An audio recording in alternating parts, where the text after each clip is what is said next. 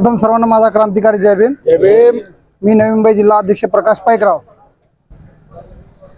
अशा ज्या घटना घडत आहेत त्या अगदी निंदनीय आहेत। प्रथमतः अशा घटनेचा मी जाहीर निषेध करतो भीम आर्मी तर्फे। सांगायचं म्हणजे ही कालची घटना आहे। 3-4 वर्षाच्या मुलीवर बलात्कार करणं म्हणजे किती लज्जास्पद गोष्ट आहे। आणि ह्या आरोपीला पाठीशी घालणारे दुसरे तिसरे कोणी नसून राज्य सत्तेत असणारे माधुरी सरकार शिंदे सरकारचेच आहेत। कारण त्या व्यक्तीचं नाव सुद्धा शिंदेच आहे। ज्याने हा रेपकांड केला त्या व्यक्तीचं नाव शिंदे आहे। त्याला पाठीशी घालण्याचा प्रयत्न चालू आहे। नवी मुंबईमध्ये यापूर्वी सुद्धा एका अक्षता म्हात्रे या ताईचा बलात्कार मंदिरामध्ये झाला। आपलं गणपती मंदिर ज्यांना आपण धार्मिक स्थळ बोलतो, अशा धार्मिक स्थळामध्ये जे आपले लोक श्रद्धेने जातात अशा ठिकाणी सुद्धा असे बलात्कार होतात। त्याच्यानंतर यशश्री उरणमध्ये हिच्यावर सुद्धा ह्याच प्रकारे प्रकार झाला। त्याच्यानंतर नावा म्हणून गाव आहे तिथे सुद्धा एका अशा तरुण मुलीवर ह्या टाईपचा हल्ला करून तिचा मर्डर करण्यात आला। तर अशा घटना कुठवर घडणार आणि कुठवर याची वाट बघायची न्यायासाठी? त्यासाठी काल जे जनतेने निर्णय घेतला रस्त्यावर उतरण्याचा आणि रस्ते ब्लॉक करण्याचा, तोच निर्णय आज आपल्याला यापुढे घ्यावा लागेल।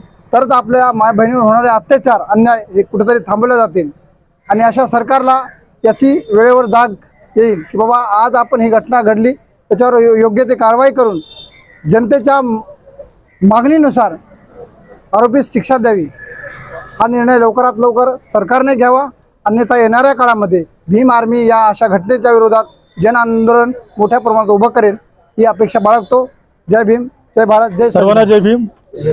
काल आपण पाहिलं असेल की बदलापूर मध्ये नागरिकांनी एकत्र येऊन या सरकारच्या विरोधामध्ये आंदोलन केलं।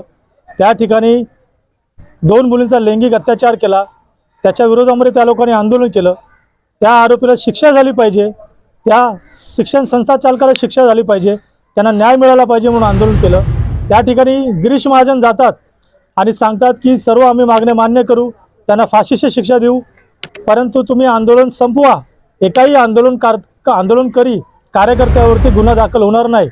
परंतु पण आज आपण मीडियाच्या माध्यमातून पाहिलं असेल 300 लोकांवरती गुन्हे दाखल झालेले आहेत। 28 तरुण जे युवक आहेत, जे कॉलेजचे विद्यार्थी आहेत, अशा लोकांना त्यांनी अटक केलेली आहे। ह्याचा आम्ही जाहीर निषेध करतो। म्हणजे एकाची घटना होते, तुमची पोलीस FIR करून घ्यायला उशीर करते, त्यांना नागरिकांना त्रास देते, पीडित कुटुंबाला त्रास देते आणि आंदोलन केल्यानंतर त्यांच्यावरच गुन्हा दाखल करते। खऱ्या अर्थाने या पोलिसांवर गुन्हा दाखल झाला पाहिजे। देवेंद्र फडणवीस तुम्ही राजीनामा दिला पाहिजे।